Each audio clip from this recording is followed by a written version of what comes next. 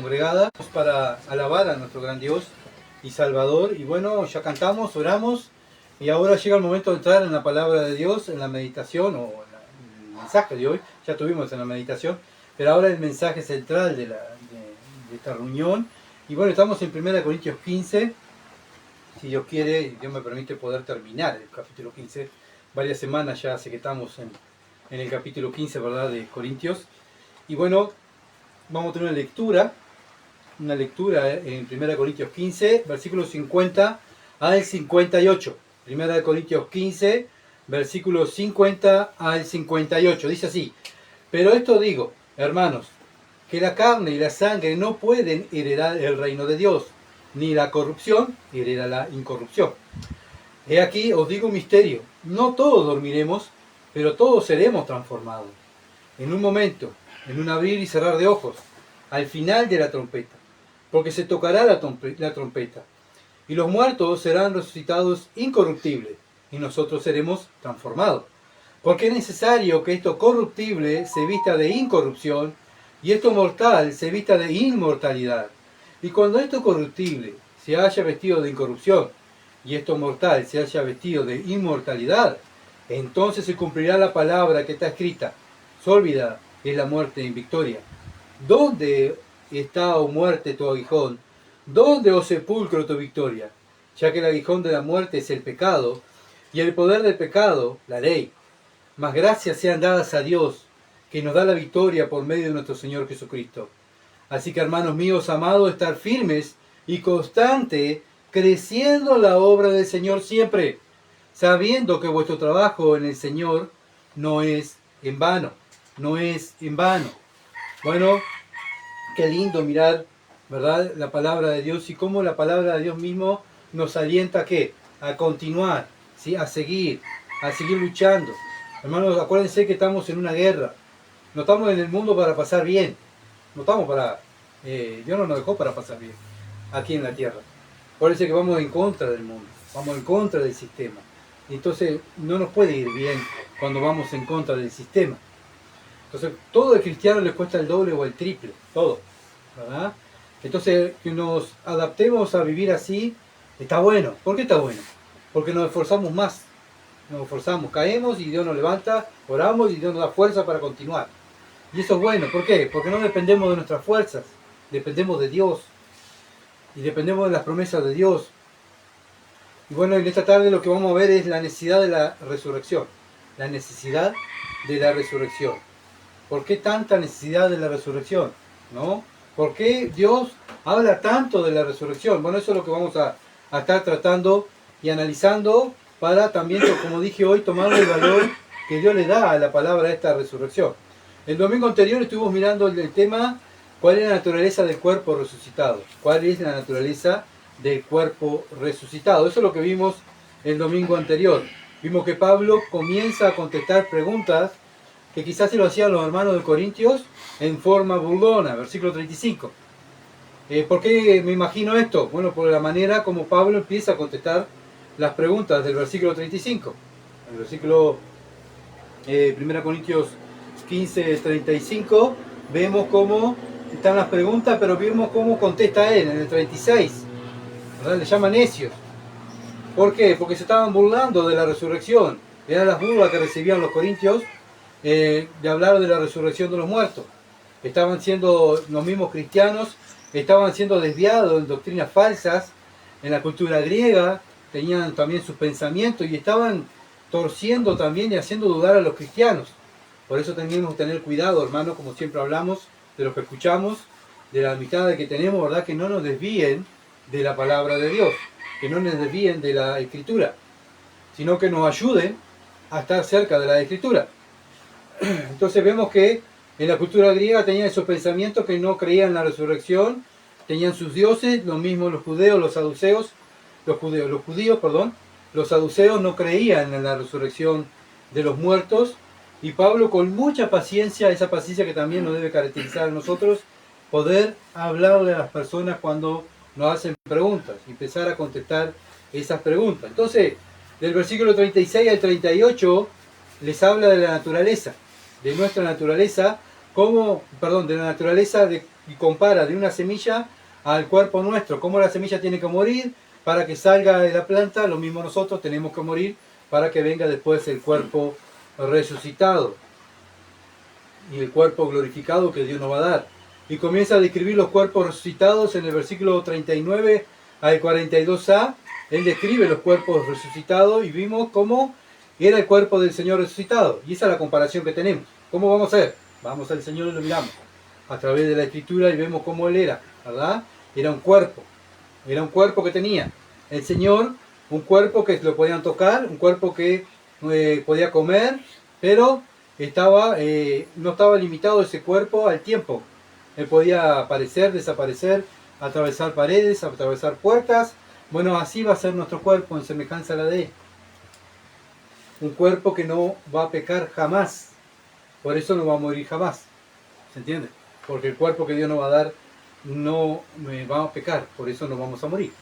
Puede ser que el pecado trajo ¿qué? La muerte. Y si no hay pecado, no hay muerte. Pablo en el versículo 42b al 44 hace la comparación del cuerpo terrenal que tenemos ahora con el cuerpo nuevo que Dios nos va a dar en el futuro. Un cuerpo perfecto, como dije, que no va a morir porque no va a pecar. Por lo tanto, no se va a enfermar. Tampoco no vamos a enfermar enfermedades porque obviamente que la enfermedad la trajo el pecado. Entonces compara también en los versículos 45 al 49, 45 al 49, lo que nos dejó Adán y lo que nos dejó el Señor Jesucristo. Y cómo el Hijo de Dios tuvo que someterse o meterse a un cuerpo como el de Adán para poder cumplir el plan de Dios. Ser como cualquier descendiente de Adán, un ser humano. Cristo era 100% hombre y 100% Dios, ¿verdad? Y Él tuvo que venir a morir como cualquier humano para rescatarnos a nosotros, para volver a llevarnos a estar al lado de Dios, con un cuerpo glorificado. O sea, lo que necesitamos estar cerca de Dios éramos nosotros, no Él. Él murió por nosotros, ¿se entiende? Nosotros éramos los que necesitábamos estar cerca de Dios. Él estaba cerca de Dios. Él dejó su reino para venir a hacer el plan de Dios para que nosotros pudiéramos estar con Dios. Acuérdense que todo esto lo que hizo Cristo es por nosotros. No lo hizo para Él. Lo hizo por nosotros para que nosotros pudiéramos vivir con Dios. Porque si no, no podíamos entrar. No podíamos tener un cuerpo, ¿verdad? Entonces tenía que Él venir primero, morir como cualquier ser humano, ser torturado, pero obviamente sin pecado. Él era un hombre sin pecado. Y bueno, para que nosotros podamos entrar al cielo y tener ese cuerpo de resurrección, el cuerpo sin pecado, que es el plan de Dios para con su familia. Entonces ahora comenzamos a analizar por qué es necesaria la resurrección, por qué es tan necesaria la resurrección. Primera de Corintios 15:50. Primera de Corintios 15:50. Pero esto digo, hermanos, que la carne y la sangre no pueden heredar el reino de Dios, ni la corrupción hereda la incorrupción. Bueno, vemos que, como siempre, Pablo va directo y enseña directamente que este cuerpo que tenemos, no puede tener herencia en el reino de Dios. No podemos entrar, no podemos estar al lado de Dios. ¿Por qué? Porque este cuerpo está contaminado por el pecado, está corrupto, es pecador, y Dios no tolera el pecado. Tanto así que miramos la cruz de Cristo, todo lo que sufrió Cristo por mi pecado. Entonces, ¿Dios va a tolerar el pecado en el cielo? No, Dios no puede tolerar el pecado en el cielo. ¿Saben por qué? Porque Dios, uno de los atributos que más se resalta es su santidad. Los ángeles cantan santo, santo, santo. Exaltan la santidad de Dios. Entonces no puede este cuerpo entrar en un lugar santo, santo, santo, donde se encuentra nuestro Dios. Por eso, como hijos de Dios, debemos preocuparnos primero. Hoy en día estamos en este cuerpo, sí, pero ahora somos hijos de Dios. Bueno, ¿y qué tengo que hacer? ¿Por qué me tengo que preocupar primero? Por lo espiritual, porque somos espirituales. Entonces todas las cosas que hacemos, ¿lo hacemos para quién? Para la gloria de Dios, ¿verdad? Antes éramos carnales, 100% carnales. ¿Por qué? Porque hacíamos todo para nuestra carne, nuestros deseos, para los deseos de los hombres, por nuestros sentimientos, nuestras emociones, y éramos esclavos de eso. Pero ahora, al ser hijos de Dios, somos espirituales, estamos en este envase corrupto, pero dentro de nosotros está el Espíritu Santo que nos lleva a ser hombres y mujeres espirituales. ¿Por qué? Porque buscamos las cosas espirituales en primer lugar, después las cosas terrenales en segundo lugar. ¿Por qué lo hacemos? Porque eso es una evidencia que somos del cielo. ¿Se entiende? Una persona que es del cielo va a buscar las cosas donde está Cristo. Y es lo que Dios me ha mandado. Busquen y miren a Cristo, donde está sentado al lado de Dios. Entonces nuestra diferencia del mundano es que el mundano va a buscar las cosas terrenales y nosotros en primer lugar vamos a buscar las cosas celestiales. Entonces tiene que haber una diferencia. No es que todo lo mismo. Hay una diferencia entre mundanos y cristianos. Entonces ahí es donde nosotros nos analizamos como cristianos. Bueno, yo soy cristiano. Yo busco las cosas de Dios. Yo no tengo que mirar a... No, yo soy mejor que aquellos otros, que aquellos otros son cristianos y son así. No, eso no importa. Lo importante es mi vida, porque la salvación es personal. Entonces yo tengo que analizarme como persona y que todo lo que hago, si lo estoy haciendo para la gloria de Dios, o para que me aplaudan, o para que vean que, oh, qué bueno, qué inteligente, qué buena persona, qué bueno. Bueno, ahí ya hemos fracasado, porque la idea es que todo lo que hagamos es para que vean a Cristo. Por eso tenemos que, como cristianos, cambiar. ¿Por qué tenemos que cambiar? Porque 2 Corintios 5:17 nos dice, bien clarito este versículo, 2 Corintios 5:17, de modo que si alguno está en Cristo, nueva criatura es. Es nueva. Es algo nuevo. No es algo remendado, no es algo con maquillaje, no es algo nuevo. Nueva criatura es. ¿Por qué? Porque las cosas viejas pasaron y aquí en adelante, desde el momento que Dios te salvó, todas. Cuando Dios dice todas, es todas. Todo, tus sentimientos, tus emociones, tus gustos, todo ahora es para la gloria de Dios. Y eso es un cristiano. ¿Se entiende? Todas las cosas son hechas nuevas. ¿Por qué? Porque Dios está dentro de nosotros y va sacando todas esas cosas viejas que no sirven a los ojos de Dios y va poniendo cosas nuevas. Pero cosas nuevas espirituales, no cosas nuevas mundanas. ¿Se entiende? Por eso la diferencia que tiene que haber. Esto significa que unirse a Cristo, la antigua manera de vivir queda atrás y comienza una vida nueva, transformada por Dios.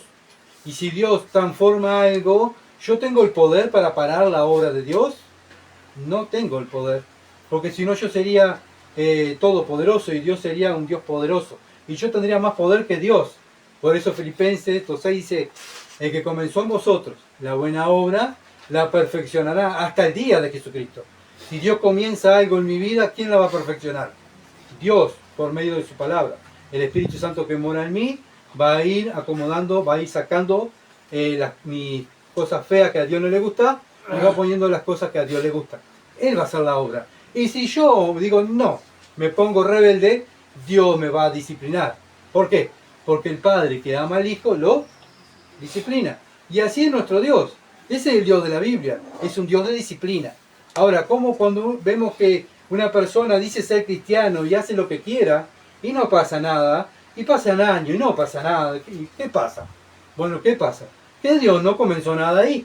¿Se entiende? Puede pasar eso.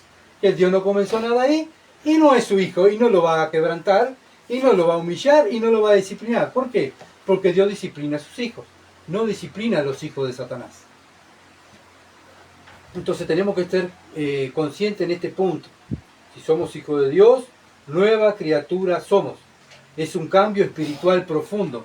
No solo una mejora moral, sino es un cambio espiritual profundo. Antes estábamos muertos espiritualmente, pero ahora estamos vivos espiritualmente. La persona recibe una nueva identidad en Jesús. Antes amaba pecar, ahora odia pecar. ¿Qué quiere decir? Que pecamos, sí, pecamos, ¿verdad? Pero es una desgracia pecar para el creyente. No como antes, que nos gozábamos en pecar. Qué bueno, hice esto, qué lindo, mentí, engañé a aquel y cayó. Éramos, ¿verdad? Por lo menos yo era así. Bueno, pero ahora, cuando uno cae en pecado, siente dolor, ¿verdad? Porque ha defraudado a Cristo. Entonces ahí se van viendo cambios en nuestra vida. Pero esos cambios los vemos nosotros y Dios. Entonces, ¿dónde proviene la transformación? De Dios, quien reconcilia al creyente consigo mismo a través de Cristo. Todo este cambio lo hace Dios, no lo hago yo. Lo hace Dios que está en mí. Él es el poderoso. Mi carne no quiere hacer estas cosas. Pero obviamente que si Dios está en mí, lo va a hacer sí o sí. Entonces las consecuencias implica tener libertad del pecado. Ya no somos más esclavos del pecado, ya somos libres del pecado, somos libres, tenemos libertad, vivimos una vida dirigida por el Espíritu de Dios. Esa es nuestra tarea, vivir una vida dirigida por el Espíritu de Dios. Decirle no a la carne y decirle sí al Espíritu de Dios. Entonces es una guerra, como siempre digo, de deseos. Los deseos de la carne y los deseos del Espíritu. Y ahí estamos como cristianos, luchando, ¿verdad? Internamente. ¿El mundano lucha con estas cosas? No, no lucha. ¿Por qué? Porque él no tiene vida espiritual, está muerto espiritualmente. Y él va a vivir de acuerdo a lo que dice su carne, sus emociones, sus sentimientos o lo que dicen los demás. Ya ahora nosotros como creyentes vivimos de acuerdo a lo que dice Dios en su palabra. Por eso Pablo es tan tajante, dice la carne y la sangre no pueden heredar el reino de Dios. Esto está contaminado, no puede entrar allí. Lo que sirve dentro de nosotros es el que está dentro de nosotros, es el Espíritu de Dios, ¿verdad? Eso es lo que sirve y es lo que nos está regenerando. Las cosas materiales no pueden heredar el reino de Dios. Eso es lo que nos está diciendo Pablo. ¿Por qué? Porque este cuerpo no es un cuerpo material, es un cuerpo terrenal, perdón. No quiere decir que el cuerpo que Dios nos vaya a dar no sea un cuerpo material. ¿Ah? Acuérdense, ¿se acuerdan de Jesús resucitado del Señor Jesucristo? ¿Qué dijo el Señor cuando se le apareció a los discípulos? Tóquenme, toquen. ¿Qué quiere decir? Que era un cuerpo material, no era un espíritu. ¿Se entiende? No era solamente carne no, era un cuerpo de carne y hueso, porque era material. ¿Se entiende? Ese mismo cuerpo vamos a tener nosotros.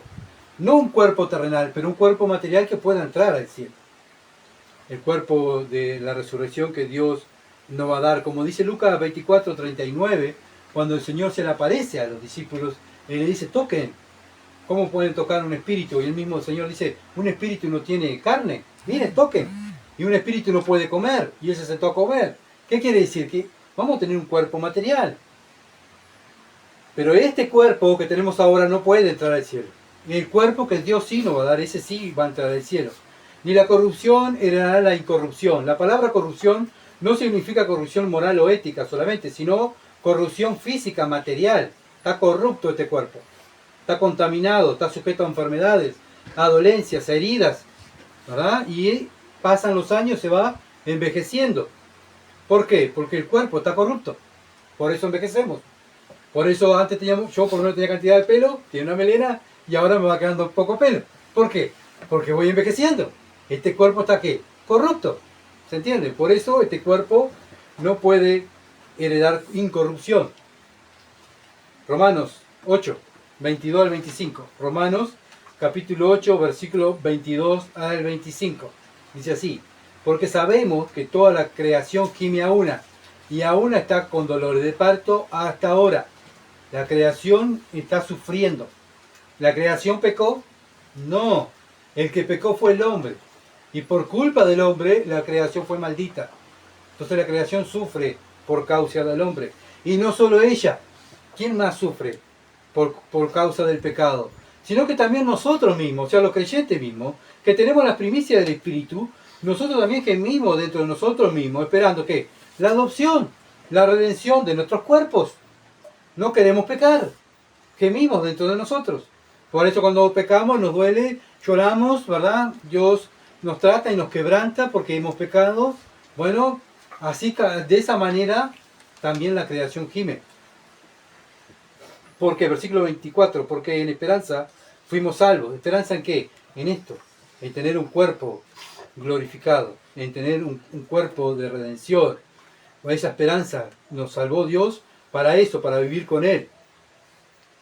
Porque lo que alguno ve, ¿a qué esperarlo? O sea, nosotros no nos guiamos por lo que vemos, y eso no sería fe. Nos guiamos por lo que no vemos. Pero si esperamos a lo que no vemos, con paciencia lo guardamos. Y eso es fe. Eso es fe. Esperamos algo que no vemos. Lo leemos, ¿verdad? Pero no lo estamos viendo. No sabemos el cuerpo cómo va a ser. Pero sí sabemos que Dios nos va a dar un cuerpo, ¿verdad? Que no peque más y no lo deseamos. ¿Pero lo vimos? No, no lo vimos. Lo esperamos y nos guardamos. Y eso es fe. 1 Corintios 15:51. Y la manera de agradar a Dios es por medio de la fe. Fe en lo que no vemos. 1 Corintios 15:51. He aquí, os digo un misterio. No todos dormiremos, pero todos seremos transformados. Bueno, ahora por eso Pablo comienza a revelarnos un misterio que Dios le reveló a él. Este misterio estaba escondido en el Antiguo Testamento. Ahora Dios se la revela a Pablo para que Pablo se la revele a la iglesia gentil. Parece que Pablo es el apóstol de los gentiles. ¿Para qué? Bueno, para que nosotros sepamos y nos estemos alentando los unos a los otros de lo porvenir, de cosas que no vemos, pero sí creemos. Y eso es fe. Entonces dice, seremos. ¿Qué está hablando? Del futuro. Seremos. ¿Qué? Los creyentes. Lo que le está hablando a los cristianos del arrebatamiento de la iglesia. De eso es lo que está hablando Pablo. Y esto Dios se lo reveló a Pablo para que Pablo, nuestro apóstol, lo enseñe a la iglesia y nosotros alentarnos los unos a los otros para que cuando nos quedemos para atrás, decirle, hermana, hermano, no te quedes. Cristo viene a buscarnos. Vamos, seguí, continúa el camino. 1 Corintios 2, versículos 6 al 10. 1 Corintios capítulo 2, versículo 6 al 10. Dice, sin embargo, hablamos sabiduría entre los que han alcanzado madurez y sabiduría, no de este siglo, ni de los príncipes de este siglo que perecen.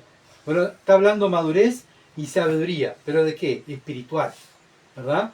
A personas espirituales, no a personas sabias de este mundo. Versículo 7. Mas hablamos sabiduría de Dios en misterio, la sabiduría oculta, la cual Dios predestinó antes de los siglos para nuestra gloria. Esto ya estaba en los planes de Dios. Lo único que el hombre no lo había descubierto. ¿Por qué? Porque Dios no se la reveló. ¿Cuándo se la revela? A Pablo. Para que Pablo se lo comparta con nosotros. Versículo 8. Y lo que ninguno de los príncipes de este siglo conoció, porque si lo hubiesen conocido, nunca habrían crucificado al Señor de gloria. Si ellos hubiesen conocido lo que iba a pasar en el futuro, ellos no mataban a Cristo. Y es lo que estaba diciendo Pablo. Entonces la obra de la redención no se hubiera hecho. ¿Se entiende? Entonces tenía que hacerse la obra de la redención. Después que se hace la obra de la redención, Dios revela lo que va a pasar en el futuro. Porque su plan ya, de la redención ya fue hecho. Cristo lo hizo. ¿Se entiende? Por eso Pablo, ahora, Dios se la muestra a Pablo para que nosotros lo podamos entender en este tiempo. En este tiempo. Los antiguos no lo entendían. Y Dios no se lo mostró tampoco a ellos, sino a nosotros. Versículo 9. Antes bien, como está escrito. 1 Corintios 2:9. Antes bien, como está escrito, cosas que ojo no vio, ni oído oyó, ni han subido en corazón de hombre, son las que Dios ha preparado para los que le aman. ¿Para quién ha preparado cosas preciosas? Para los que le aman. ¿Quiénes son los que aman a Dios? Los hijos de Dios. No el mundo, sino los hijos de Dios. Pero Dios nos reveló a nosotros por el Espíritu, porque el Espíritu todo lo escudriña, aún lo profundo de Dios. Bueno, ¿cómo nosotros ahora podemos entender estas cosas? Porque tenemos el Espíritu de Dios en nosotros. ¿Y la Biblia quién la hizo? El Espíritu Santo. ¿Cómo puedo entender yo la Biblia? Porque tengo el Espíritu Santo. ¿Se entiende? Por eso puedo entender lo profundo de Dios. Porque el Espíritu, ¿qué hace? Busca lo profundo de Dios. No algo superficial, sino lo profundo de Dios. Pero ¿dónde Dios dijo esto? Que iba a venir a buscar a su iglesia. Bueno, tenemos que, acuérdense, recordar, Jesucristo cuando vino, ¿en qué tiempo estaba? ¿En el tiempo de la ley o en el tiempo de la gracia? En la ley. Él no estaba en el tiempo de la gracia. Entonces, acá lo que dice el Señor, Juan capítulo 14, versículo 1 al 3, Juan, capítulo 14, versículo 1 al 3, dice un conocido pasaje, dice, no se turbe vuestro corazón, creéis en Dios, creed también en mí. En la casa de mi Padre muchas moradas hay, si así no fuera, yo os lo hubiera dicho. Voy pues a preparar lugar para vosotros. ¿A quién está hablando? A los creyentes, a sus discípulos, a los seguidores de Él, ¿verdad? Bueno, ¿a quién está hablando hoy en día? A nosotros. ¿A quién Dios fue a preparar lugar? Su Hijo, el Hijo de Dios. A nosotros, no al mundo. A nosotros fue a preparar un lugar. En la casa de mi Padre muchas moradas hay. Si así no fuera, yo lo hubiera dicho. Voy pues a preparar lugar para vosotros, no para el mundo. Y si me fuere o prepararé el lugar, vendré otra vez. Y acá lo está diciendo, vendré otra vez. Después que tenga todo pronto, voy a venir otra vez y os tomaré a mí mismo, para que donde yo estoy, vosotros también estéis. ¿Cuándo se va a cumplir esto? Cuando venga el tiempo del rapto. Se cumple lo que Cristo dice aquí en Juan 14, versículo 1 al 3. Y después Pablo lo explica esto. Todo lo que dice el Señor. Primera de Tesalonicenses 4, 13 al 18. Primera de Tesalonicenses 4, 13 al 18. Donde dice, tampoco queremos, hermanos, que ignoréis acerca de los que duermen. ¿Qué problema tenían los tesalonicenses? Que estaban preocupados por los creyentes que habían muerto. ¿Qué van a pasar? ¡Qué horrible! Mi hermano murió. ¡Ja! Y no tenían esperanza. Y se amargaban. Entonces Pablo le escribe, le dice, bueno hermano, miren, le voy a explicar lo que va a pasar con los hermanos que mueren antes que ustedes. Para que no entristezcáis, como los otros que no tienen esperanza. ¿Quién? Como el mundo. El mundo muere y no tiene esperanza. Y lloran, y qué horrible, ¿verdad? Y están desesperados. ¿Por qué? Porque no tienen esperanza. Pero ¿quién tiene esperanza en la tierra? Nosotros, los cristianos. Versículo 14. Porque si creemos que Jesús murió y resucitó, así también traerá Dios con Jesús a los que durmieron en él. Van a estar con Jesús. Por lo cual os decimos esto en palabras del Señor, que nosotros que vivimos, que habremos quedado hasta la venida del Señor, no pereceremos a los que durmieron. O sea, no vamos primero que ellos. Van ellos primero que nosotros. Y acá lo explica, porque el Señor mismo, con voz de mando, con voz de arcángel y con trompeta de Dios, descenderá del cielo. ¿Y quién va primero? Los muertos en Cristo resucitarán primero. Ellos van a ir primero. Los que están en la tumba, Dios los va a sacar de ahí, ¿verdad? Ellos van a resucitar primero. Luego nosotros, o sea, ¿nosotros quién? Los que estamos vivos, ¿verdad? Los que hayamos quedado, seremos arrebatados juntamente con ellos en las nubes. ¿Con quién ellos? Con los que primero salieron, con los primeros cristianos que murieron, que están muertos, que están enterrados. Salimos atrás de ellos nosotros, ¿verdad? En las nubes y recibimos al Señor en el aire. Y así estaremos siempre con el Señor. Por tanto, alentaos los unos a los otros con estas palabras. Y con estas palabras tenemos que alentarnos nosotros. Bueno, cuando muere un cristiano, que vamos, ¡ay, qué horrible! Y desesperado, no, hermano, mira, este hermano murió, pero está en las glorias, está con el Señor allá. Él está allá, nos está esperando. Tenemos que ir para allá. En cualquier momento el Señor viene a buscarnos y nos vamos. Entonces tenemos que alentarnos unos a otros con estas palabras, hermano. Cristo viene a buscarnos en cualquier momento. Tienes que estar alerta, tienes que estar trabajando para Cristo, tienes que estar desarrollando tus dones, porque Cristo viene a buscarnos. Entonces no es algo nuevo que Dios trajo, ¿verdad? Que Pablo sacó de la galera algo nuevo, sino ya algo que ya estaba escrito anteriormente y el Señor Jesucristo lo trajo a luz y Pablo lo explica a los otros, a los creyentes, esta promesa. Por eso dice, no todos dormiremos, pero todos seremos transformados. Todos, no todos dormiremos, pero todos vamos a ser transformados. O sea, con ese cuerpo glorificado. Puesto que al dormir es una forma más suave de describir la muerte de un creyente. El creyente no muere, sino duerme. ¿Ah? Pablo está diciendo, no todos los cristianos morirán, sino que habrá una generación final, y creemos que somos nosotros, la generación final, ¿verdad? Que Cristo va a venir según el calendario judío y las profecías de Daniel, las profecías de Zacarías, la profecía de Ezequiel, ¿verdad? Que se van cumpliendo en el libro de Apocalipsis. La última generación, según la cuenta de Daniel, somos nosotros. Por eso estamos esperando la venida de Cristo, que por su iglesia. Entonces Dios tiene su tiempo y Dios va a ir cumpliendo sus tiempos. Pero son los tiempos de Dios, no los nuestros. Por eso siempre tenemos que mirar el calendario judío. O sea, las promesas que Dios le ha hecho y todos los profetas judíos que han hablado de lo que Dios va a hacer en el futuro. No podemos llevar la atención o dejarnos llevar por una persona que, no, una profecía, acá tengo una nueva y no, porque no, nosotros seguimos la escritura. Como lo hicieron, lo hizo Pablo. ¿Qué está haciendo Pablo? Trayendo profecía o trayendo lo oculto que Dios nos reveló a lo antiguo y lo trae para ahora. Nosotros no mismos. ¿No? Nosotros confiamos en lo que dice la escritura y los tiempos son de Dios, no nuestros. Por eso creemos, según lo que Daniel ha escrito en su libro, que la última generación somos nosotros. Por eso estamos esperando a Cristo, que Él venga a buscarnos.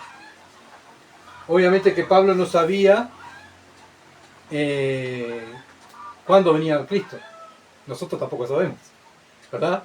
Pero lo esperamos. Y Pablo, que también estaba haciendo, esperando a Cristo. Él habla como que él lo está esperando, porque está en vida. Pero ahora ya Pablo está con el Señor. Ahora somos nosotros los que tenemos que estar hablando como Pablo. Cristo viene, Cristo va a venir. Cristo regresa por su iglesia. Pablo no es omnisciente y nosotros tampoco. No sabemos todo, Dios sí sabe todo. Y por eso lo que hacemos es esperarlo. Y nos vamos preparando para cuando Él venga, como esas virgen sensatas, esperando al novio que venga a buscarlo. 1 Corintios 15:52. En un momento, en un abrir y cerrar de ojos, al final de la trompeta, porque se tocará la trompeta, y los muertos serán resucitados, incorruptibles, y nosotros seremos transformados. Acá lo está explicando Pablo. Entonces Dios nos muestra que va a ser algo instantáneo, en milésimas de segundo. Y lo compara con un abrir y cerrar de ojos. Así como pestañeamos nosotros, vamos a pestañear y de repente, ¡puf!, vamos a estar ahí con el Señor. ¿Se entiende? Va a ser algo maravilloso, ¿verdad? Así va a ser el rapto de la iglesia. Pablo expresa la misma idea, como ya lo leímos en 1 Tesalonicenses 4, 15 al 18. 1 Tesalonicenses 4, 15 al 18, ya lo leímos, ya ahí Pablo lo desarrolló. Esta reunión va a ser una reunión extraordinaria, instantánea, que solamente Dios la va a hacer. Recibir a Cristo en las nubes. Ese va a ser el rapto de la iglesia. Y en latín se le llama el arrebatamiento. El arrebatamiento. Llegará un día cuando el plan eterno de Dios, Él le dé a aquellos muertos en el Señor sus cuerpos de resurrección. Al instante, cuando Cristo venga por la iglesia, primero va a resucitar a los muertos, ¿verdad? Cristo, esos cuerpos muertos, acuérdense que van a estar en el cielo. Los primeros cristianos están en el cielo, pero sus cuerpos están en la tumba. ¿Se entiende? Cuando Cristo venga, levanta esos cuerpos, pero cuando vienen se unen con el espíritu que tienen, que están los hermanos ya en el cielo. ¿Se entiende? Con el cuerpo espiritual, con ese cuerpo transformado, se unen y ahí van a estar en cuerpo con el Señor. Y ahí en el rapto nosotros instantáneamente, este cuerpo, el Señor lo va a hacer incorruptible. Lo va a transformar en la imagen de Cristo. Eso es lo que nos quiere explicar Dios. Todo el pueblo de Dios se reúne con Jesús en el aire. Todos redimidos en la tierra, en ese momento se levantarán para recibir al Señor en las nubes.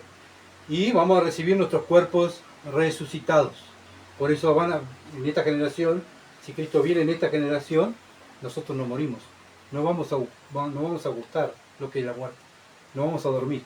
¿Se entiende? Porque Cristo va a venir, nos va a dar ya instantáneamente el cuerpo de resurrección y nos lleva a casa. Por lo que dice Pablo. Entonces,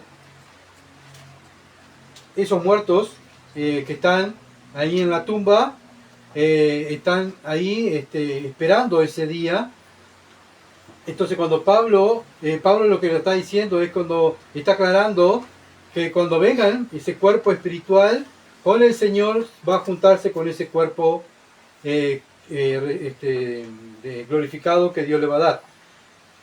Y lo especifica en 2 Corintios 5.8. 2 Corintios 5.8 aclaró que estar ausente del cuerpo significa estar presente en el Señor. En 2 Corintios 5.8. ¿Qué es lo que está diciendo? Bueno, que esos cristianos que murieron, su cuerpo espiritual está en el cielo, pero su cuerpo terrenal está en la tumba, esperando el día que venga Cristo por el rapto de la iglesia. Entonces no es que el cristiano está ahí en la tumba, está el cuerpo, está en base, pero el alma y el espíritu del hermano están en la presencia de Dios. Y ahora este mismo versículo, al final se tocará la trompeta, al final va a haber una trompeta. Bueno, ¿qué significa el final de la trompeta? Aquellos que creen que Jesús reúne a su pueblo después que Él ha derramado su ira sobre el mundo que rechaza a Jesús, alguna vez argumentan que esa es la última trompeta del juicio que cita Apocalipsis 11, 15 al 19. Pero cuando habla Apocalipsis 11 está hablando del final de la gran tribulación. Y nosotros creemos que lo que Pablo está hablando no está hablando del final de la gran tribulación, sino que está hablando antes de la gran tribulación. Dios saca a su iglesia y Dios comienza la gran tribulación en el mundo, ¿verdad? Es lo que creemos nosotros. Pero hay cristianos que no lo creen. Hay cristianos que creen que no, la iglesia va a pasar por la gran tribulación. Nosotros, por lo que dice, vuelvo a lo mismo, por lo que dice los libros proféticos, creemos que la iglesia no va a pasar por la gran tribulación porque fuimos salvos de la ira. ¿Qué es la gran tribulación? La ira de Dios sobre este mundo. Dios descarga su ira sobre este mundo. Y con esa ira va a también tratar a su pueblo judío para que el pueblo judío se arrepienta y crea en el Evangelio. Pero nosotros no vamos a estar, porque vamos a estar en la boda del Cordero con Cristo, ¿verdad? Todo lo que habla Apocalipsis, que si ustedes lo han leído, van a ver que habla de la boda del Cordero, con los cristianos, los creyentes allí con Él. Mientras el mundo está recibiendo la ira de Dios, nosotros estamos con nuestro Salvador allá en los cielos. Entonces, un comentarista dice que la final trompeta era una figura del discurso que vino de la milicia romana. Tenemos que acordarnos del contexto histórico. De Pablo estaba hablando en un contexto histórico, porque no podemos, como hoy en día lamentablemente muchos, la Biblia dice tal cosa y ¡pum! Salen. Pero tenemos que mirar todo el contexto histórico donde Pablo estaba relatando esto, ¿verdad? Donde Juan también está mirando Apocalipsis y está escribiendo. Era un gobierno romano, entonces había costumbres romanas. Entonces, para que entendieran los hermanos en este tiempo, escriben y relatan cosas de costumbres romanas. Y bueno, entonces tenemos que tratar de ir al tiempo, en nuestra mente ir a ese tiempo y mirar cómo habla del final de la trompeta. ¿Por qué habla de la trompeta Pablo? Bueno, en el tiempo de la milicia romana, cuando se iba a levantar campamentos, se tocaba una trompeta. Y ahí era tanta cantidad de legiones romanos, de personas, que se tocaba la trompeta, entonces ya sabían que la primera trompeta era juntar todo. Vamos a juntar porque la orden es juntar, tenemos que juntar todo. Y ahí empezaban a juntar el campamento, ¿verdad? Y eso pasaba con la primera trompeta. Ahora después tocaban la segunda trompeta. ¿Qué significaba esto? Bueno, después de estar todo pronto, hacer filas. Todo, ya, hacer filas. Hoy en día también, aquellos que han sido militares, se maneja todo con trompetas, ¿no? Por lo menos hay órdenes que se manejan con trompetas. Ya saben que tal trompetazo a tal hora es tal cosa. Bueno, en los romanos igual, se tocaba la trompeta, la segunda trompeta era para hacer fila. Y la tercera trompeta, la trompeta final, era para marchar. Y ahí marchaba todo el ejército. ¿Ah? Todo era por la trompeta. Entonces se cree que Pablo lo que está describiendo es esto. Es una orden, la última trompeta es la orden de marcha. Nos vamos para casa. Se toca la trompeta y los cristianos nos vamos.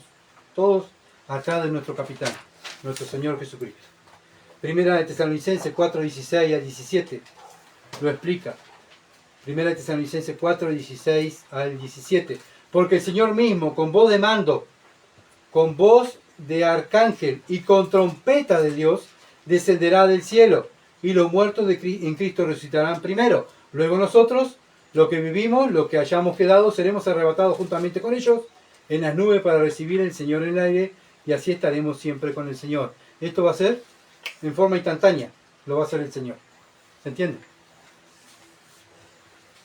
¿Por qué va a pasar esto en nuestra generación? ¿Cómo lo creemos nosotros? ¿Por qué va a pasar esto en nuestra generación? ¿Cómo lo creemos nosotros? Primera de Corintios 15, 53. Primera de Corintios 15, 53. ¿Por qué es necesario? Es necesario que esto corruptible se vista de incorrupción y esto mortal se vista de inmortalidad. Y todo esto que va a pasar, dice Pablo, ¿es necesario? ¿Por qué es necesario, Pablo? Porque tu cuerpo, hermano querido y hermana querida, no puede entrar al cielo. Tiene que ser un cuerpo nuevo. ¿Se entiende? Entonces, es necesario la resurrección. Entonces, la resurrección es necesaria, claro que es necesaria, para el destino cristiano. Porque ahí comienza nuestra vida con Dios. Comienza nuestra vida eterna con Dios. O sea, ya tenemos la vida eterna, pero ahí comienza a estar viviendo junto con el Señor. Nuestra vida junto eternamente con Dios. Cuando morimos, si Cristo no ha venido antes, ahí recién comienza la eternidad. Pero vivimos para la eternidad en la tierra. Pero comienza cuando estemos con Él, allá en los cielos. Entonces, ¿es importante, verdad, la resurrección? Claro que es importante. Por algo el Señor puso un capítulo entero para hablar de la resurrección. 1 Corintios 15, 54. Y cuando esto corruptible, o sea, cuando ya pasó eso, se haya vestido de incorrupción, y esto mortal se haya vestido de inmortalidad, entonces se cumplirá la palabra que está escrita. Sórbida es la muerte en victoria. Acá vemos. Sorbida, gracias. Sorbida. ¿Qué está diciendo acá? Acá donde la muerte pierde su valor o su poder en nosotros. ¿Se entiende? La muerte ya no se enseñorea más de nosotros. Morimos una sola vez. Cristo murió una sola vez y venció la muerte. Nosotros morimos una sola vez y ya vencemos la muerte. Por nosotros no, porque Él, Jesucristo, venció la muerte por nosotros. Todo esto se lo debemos a Él. Él venció la muerte. Él resucitó de los muertos, teniendo un cuerpo glorificado. Nosotros los creyentes vamos a tener un cuerpo en semejanza del Hijo de Dios y venceremos a la muerte también, gracias a Cristo que conquistó la muerte. La muerte antes de Cristo tenía poder todo el mundo. Qué horrible, no hay esperanza, no hay esperanza. Viene Cristo y le quita el imperio, ¿verdad? El imperio de la muerte. Entonces representa la esperanza cristiana, la que la muerte ya no es el final. Para nosotros la muerte no es el final, es el comienzo. Para el mundo morir es el final. ¿Por qué? Porque va a la condenación. ¿Se entiende? Para nosotros es el comienzo de la vida eterna. Entonces la muerte ha sido devorada, ha sido vencida. ¿Por quién? Por la vida eterna que nos dio Jesucristo. Sorbida, como decía nuestra hermana, sorbida es lo que quiere decir es absorbida, significa tragada, consumida o absorbida por completo, indicando que la muerte deja de existir como el enemigo final de la humanidad. De nosotros la muerte para nosotros hoy en día la muerte no le tenemos miedo. No le tenemos miedo a la muerte. ¿Por qué? Porque la muerte es el principio de entrar a mi casa. ¿Se entiende? Yo entro a mi casa, me voy con mi padre, me voy con mi hermano mayor, me voy con mis hermanos, con mi familia espiritual. ¿Le vamos a tener miedo a la muerte como cristianos? No. ¿Quiénes tienen miedo a la muerte? El mundo. ¿Por qué? Porque no tiene esperanza. El mundo muere hoy en día. Nosotros estamos aquí, cae en este tiempo de guerra, cae un misil, y nosotros comenzamos la vida eterna. ¡Gloria a Dios! Y aquellos que no han creído en Cristo comienzan ¿qué? La eternidad, pero la eternidad de tormentos. Van al infierno esperando después ir al lado del fuego. Entonces habla en victoria. También el versículo habla en victoria. ¿Qué significa? Se refiere al triunfo de la resurrección de Cristo, que garantiza que los creyentes recibirán cuerpos incorruptibles e inmortales. Todo esto es la victoria del Señor Jesucristo. Hermanos, tenemos que pensar, ¿quién necesitaba todas estas cosas? ¿Dios, el Hijo de Dios o nosotros? Nosotros, porque Cristo estaba con el Padre, tranquilo en el cielo, al lado del Padre, creando las cosas, ¿verdad? Dirigiendo al mundo. Pero ¿qué pasaba? El Padre en su mente, antes de la creación del mundo, tenía un grupo de personas que sabía que había que rescatarlo y que el Hijo tenía que ir a rescatarlo. Pero ¿quién necesitaba del Hijo? Somos nosotros. El Hijo no necesita de nosotros. Somos nosotros que necesitamos de Dios. ¿Se entiende? Entonces somos nosotros los que necesitamos de Él. Y después de ser salvos, ¿cómo tenemos que vivir? Agradecidos. Toda la vida y toda la eternidad agradecido con Dios. Entonces la muerte, que es el aguijón de la muerte es el pecado, porque a través de Cristo la muerte es derrotada, cumpliendo la profecía de Isaías 25:8. Cristo viene cumpliendo profecías, pero es para nuestro favor, no es para el favor de Dios, sino para nuestro favor, para que nosotros pudiéramos vivir con Él. ¿Por qué? Porque nos ama. Él murió por nosotros. Bueno, ¿cuál es el sentido espiritual? El significado espiritual implica que la oscuridad y el dolor del final de la vida terrenal se transforma en un nuevo comienzo eterno, eliminando el temor a la muerte. No tenemos miedo a la muerte. En resumen, la frase anunciada que la muerte no tiene la última palabra, la victoria de la resurrección, la consume por completo. La resurrección venció la muerte. Por eso la resurrección es muy importante. Para nosotros también es muy importante. Por eso Pablo hace esta pregunta. 1 Corintios 15:55. ¿Dónde está, oh muerte, tu aguijón? ¿Dónde, oh sepulcro, tu victoria? Gracias a Cristo estamos en el bando ganador. Entonces, si estamos en el bando ganador, ¿cómo tenemos que actuar los cristianos? Como los pobrecitos, qué horrible, vea lo que me pasa. No, hermano, estamos en el bando ganador porque sabemos que acá en el mundo vamos a llegar a aflicción. Pero confiar, Cristo derrotó todo. Y estamos en el bando ganador. Entonces no podemos vivir y demostrar que andamos derrotados. Sí, tenemos problemas, tenemos dificultades, nos enfermamos. ¿Por qué? Porque este cuerpo es corruptible.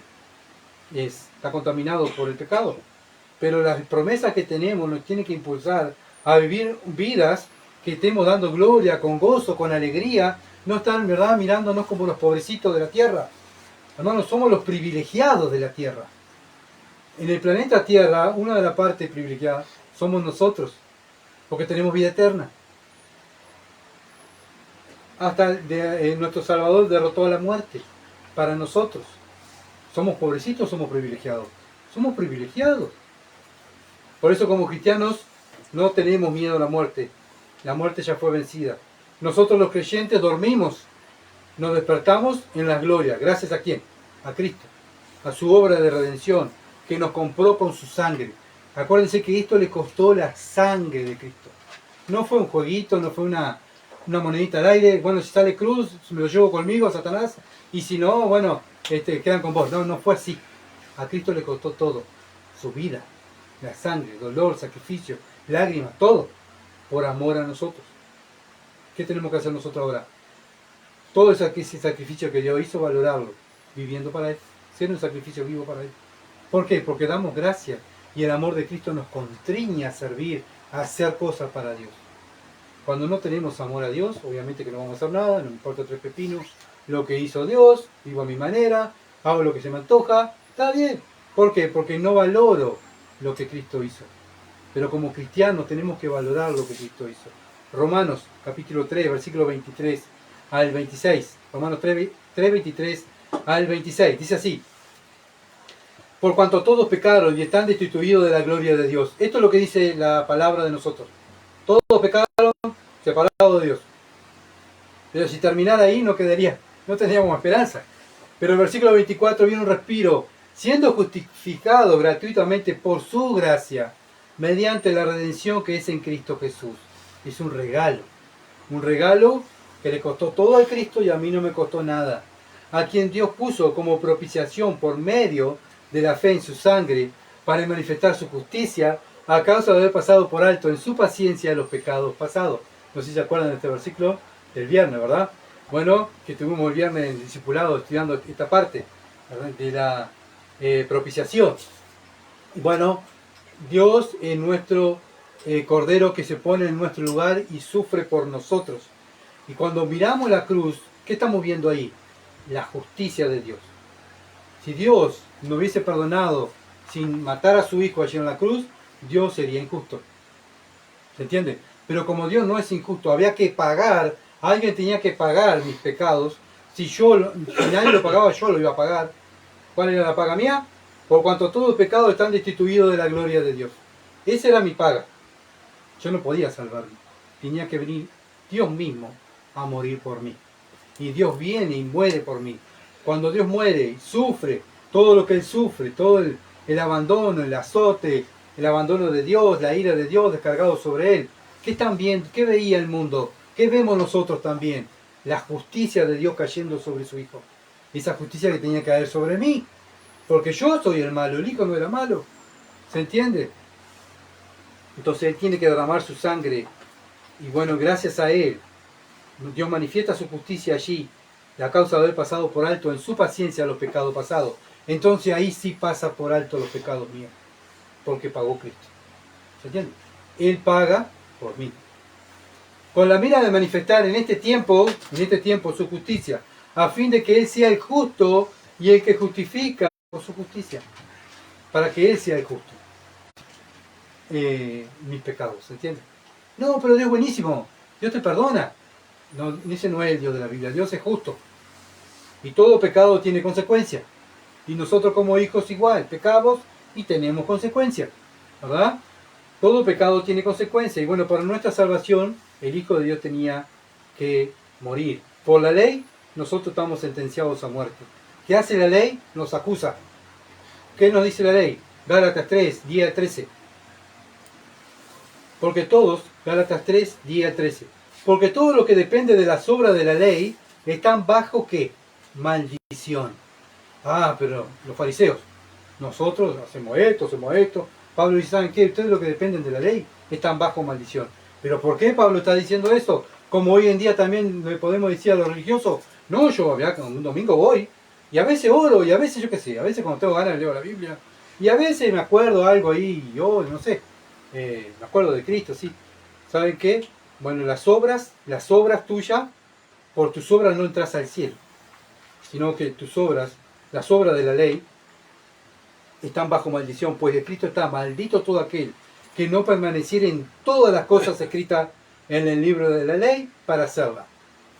Hay que hacer toda la ley. ¿Quién cumplió toda la ley?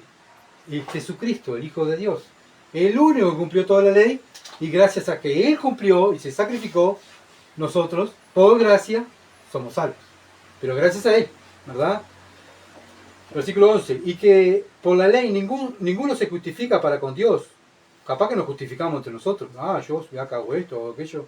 Bien, pero para Dios no te justificás.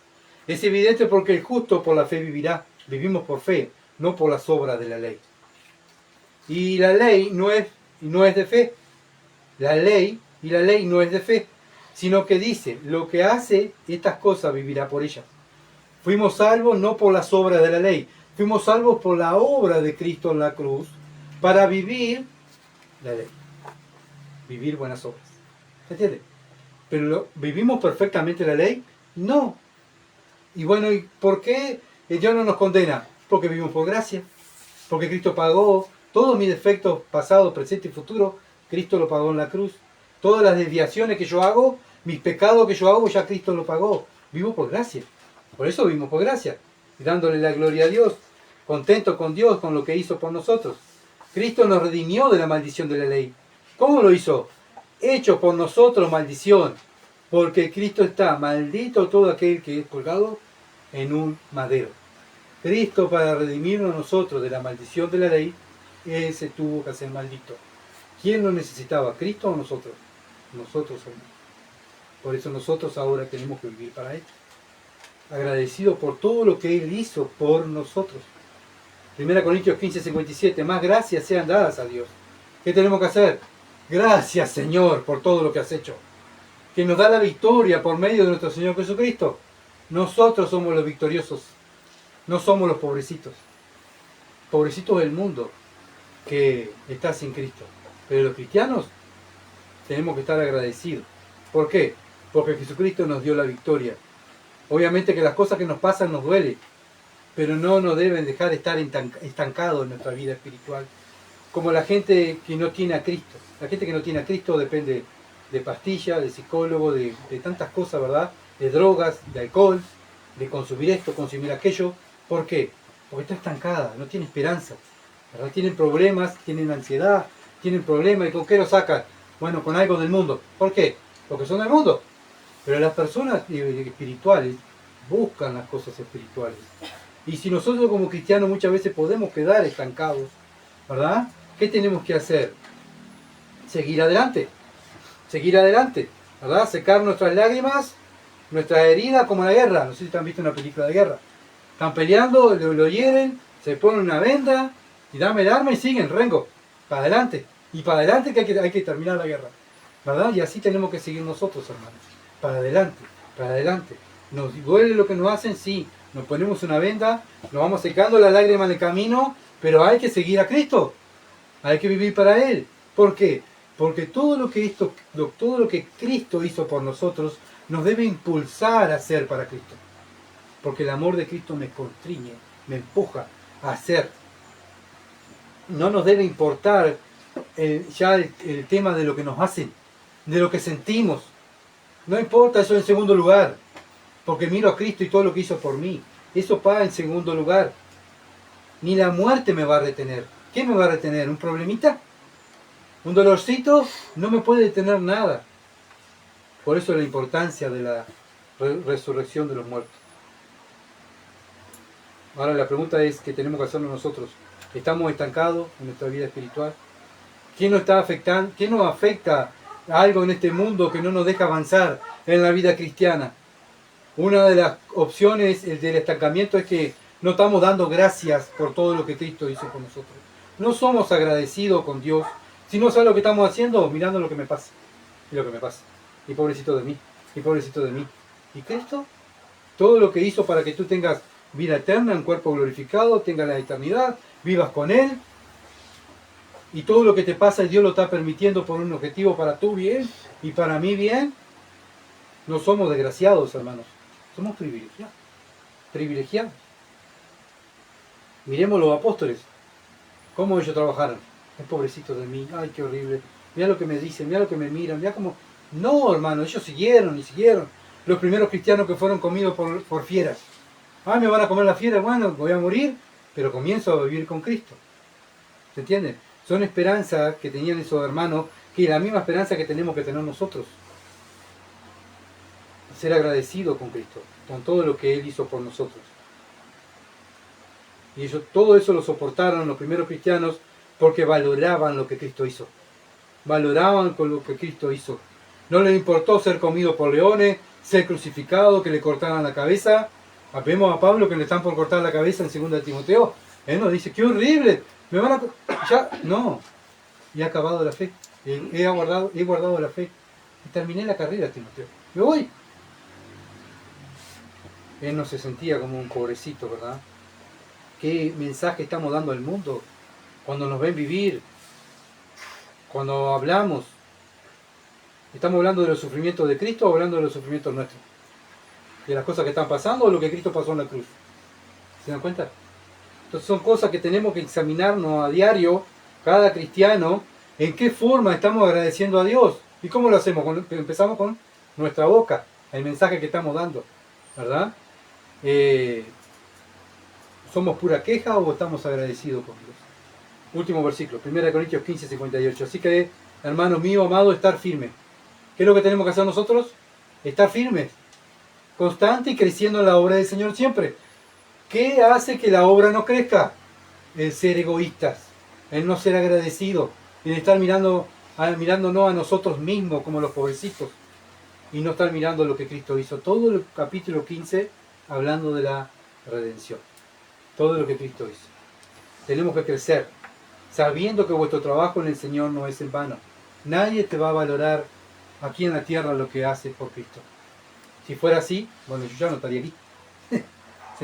Capaz que ninguno de ustedes estarían aquí para que nosotros la aplaudamos. ¡Ah, mira, qué bueno! Isabel, ven, te voy a aplaudir. No. Nosotros lo hacemos para Cristo. La recompensa, ¿quién nos va a dar? Dios en el cielo. Acá nadie nos va a recompensar. Acá lo que vamos a encontrar, ¿qué dijo el Señor que vamos a encontrar aquí en la tierra? Aflicción. Pero confiar, yo he vencido al mundo. Y ahí está la forma de crecer, estar firme, confiando en el Señor, en la obra, creciendo en la obra del Señor siempre. Es un mandamiento, crecer en la obra del Señor siempre. No cuando te quede bien, o cuando te sientas realizado o realizada, o estés bien. No, tú tienes que crecer. Tú tienes que crecer igual que yo. Todos juntos tenemos que crecer en el conocimiento de Dios, madurando, trabajando para Dios. ¿Saben por qué? Porque el Señor nos va a recompensar. Todavía Dios nos va a recompensar. Todo lo que hizo para nosotros y nosotros, lo poquito que suframos aquí en la tierra, Dios nos va a recompensar. Si será bueno Dios con nosotros, ¿verdad? Y si seremos malos nosotros, si comparamos todo lo que Dios hizo y todo lo que Dios va a hacer a favor nuestro, comparándolo con lo que nosotros estamos pasando aquí en la tierra. Por eso, hermanos, tenemos que analizarnos y analizarnos continuamente, como dice 2 Corintios 13:5. Examinaos a vosotros mismos. Examínense ustedes mismos. A ver si andamos caminando en la fe o andamos caminando en lo que vemos. Entonces nuestra labor es esforzarnos, ser fuertes y valientes.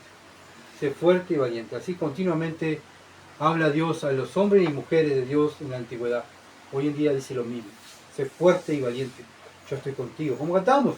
Yo estoy contigo. Yo no te voy a dejar. Yo estoy contigo. Sigue adelante. Tú tienes que crecer. Tú tienes que crecer.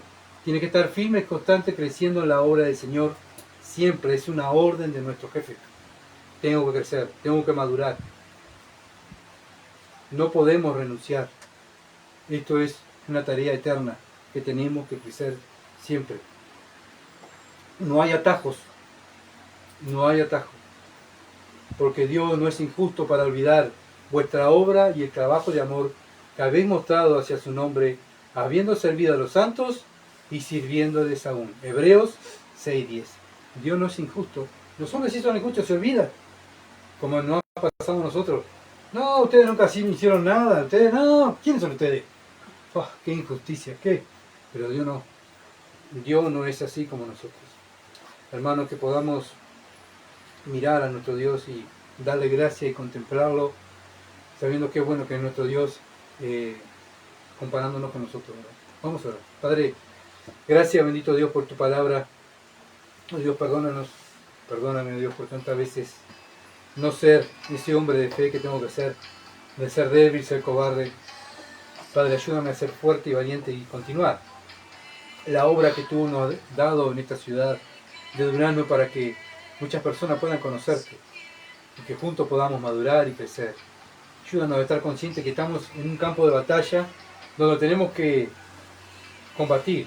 Vamos a sufrir, pero tenemos que movernos y combatir, no estar estancados, para que tu nombre se glorifique, para que esta iglesia pueda crecer en santidad y pueda crecer en números, y que personas, nuestros hijos, nuestros familiares, nuestros enemigos, vecinos, puedan creer en Cristo, viviendo, Dios, nuestro testimonio, nuestra manera de vivir, nuestra fe.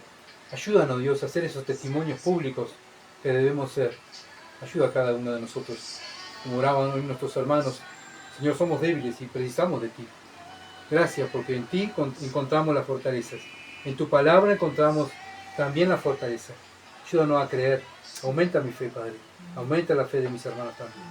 Te alabamos y te engrandecemos. Te damos gracias por todo, en el nombre de Jesús. Amén. Gracias, hermanos y amigos que están con nosotros siempre, compartiendo y orando con nosotros.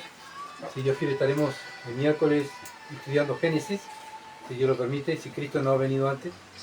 Y bueno, estaremos juntos por medio de las redes estudiando el libro de Génesis, el principio. Así que muchas bendiciones. Gracias por estar con nosotros. Estén orando con nosotros.